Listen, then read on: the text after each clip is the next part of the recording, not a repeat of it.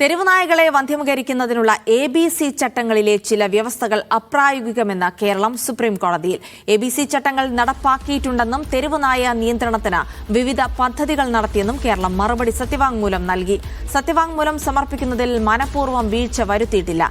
വൈകിയതിൽ chief secretary ക്ഷമാപണവും നടത്തി. ധനസുമോദ് വിവരങ്ങൾ നൽകും. ധനസുമോദ്, ഇന്ന് തെരുവുനായ ശല്യവുമായി ബന്ധപ്പെട്ട് എന്തൊക്കെ കാര്യങ്ങളാണ് ഇപ്പോൾ കോടതിയിൽ നടന്നത്? അതിൽ വീഴ്ച വരുത്തിയിട്ടില്ല എന്ന സത്യവാങ്മൂലം കൂടെ ചീഫ് സെക്രട്ടറിമാർ നൽകണം എന്നുള്ളത് കൂടിയായിരുന്നു. എന്തൊക്കെ നടന്നു ഇന്ന് കോടതിയിൽ?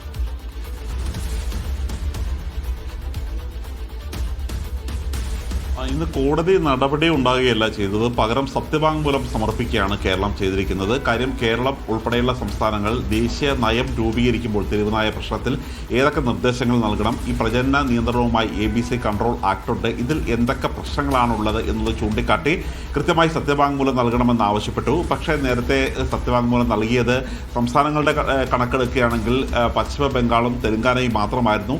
കേരളം ഉൾപ്പെടെയുള്ള സംസ്ഥാനങ്ങൾ നൽകിയിരുന്നില്ല. ഇതേ തുടർന്ന് എല്ലാ ചീഫ് സെക്രട്ടറിമാരും നേരിട്ട് സുപ്രീം കോടതിയിൽ ഹാജരാകണം എന്നാവശ്യപ്പെട്ടിരുന്നു.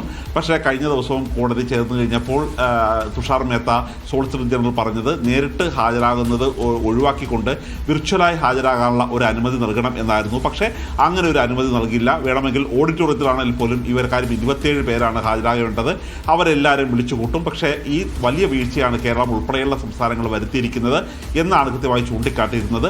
പക്ഷേ ഇപ്പോൾ ടിങ്കു ബുസ്വാൾ സമർപ്പിച്ചിരിക്കുന്ന ഈ തദ്ദേശ സ്വയംഭരണ വകുപ്പ് സെക്രട്ടറി സമർപ്പിച്ചിരിക്കുന്ന സത്യവാങ്മൂലത്തിൽ അവർ കാലതാമസമായി പറയുന്നത് ഈ രണ്ട് വകുപ്പുകൾ തമ്മിലുള്ള ഒരു ഏകോപനം വേണ്ടിയിരുന്നു. മൃഗസംരക്ഷണ വകുപ്പും തദ്ദേശ സ്വയംഭരണ വകുപ്പും മാത്രമല്ല, ഇതുമായി ബന്ധപ്പെട്ട് കണക്കെടുപ്പുകൾ കൃത്യമായി നടത്തേണ്ടിയിരുന്നു. അതിനുള്ളൊരു കാലതാമസം മാത്രമാണ് വരുന്നത്.